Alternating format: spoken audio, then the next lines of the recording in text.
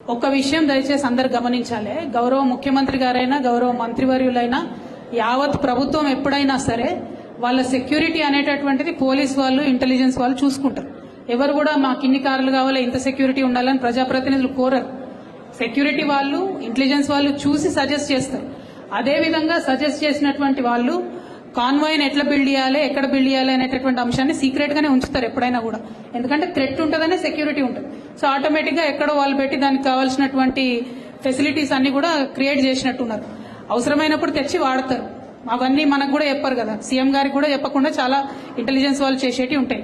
మరి ఇప్పుడున్నటువంటి సీఎం గారు ఏమన్నా ప్రత్యేకంగా కోరుతున్నారేమో నాకు తెలియదు, కానీ దానిలో పెద్ద అంశం చేసి దాని మీద వెటకారంగా మాట్లాడడం, ఏదో సీక్రెట్ గా విజయవాడలో దాచుకున్నాం, ఆ ఏడ తయారవుతుందో ఎవరికి తెలియదు, ఏడ దాచి పెడతారో ఎవరికి తెలియదు, బీపీ ఆడ తయారవుతుంది. అదే అంటున్నాం కదా, మనకి ఏం తెలుసు పడే. పోలీసు వాళ్ళు ఇంటెలిజెన్స్ వాళ్ళు చేస్తారు జనరల్ గా. దాన్ని పెద్ద ఇష్యూ చేసి అదేదో దాచుకున్నాం అన్నట్టుగా గౌరవ ముఖ్యమంత్రి గారు మాట్లాడడం నిజంగా వారి గౌరవాన్ని తగ్గిస్తుంది తప్పితే ఇంకొక అంశం కాదు. Ultimately, protocol of any CM is decided by the security wing and intelligence and the police. There is no role of politicians in that. It was decided like that. It is unfortunate that the current CM thinks so, but it is not the case.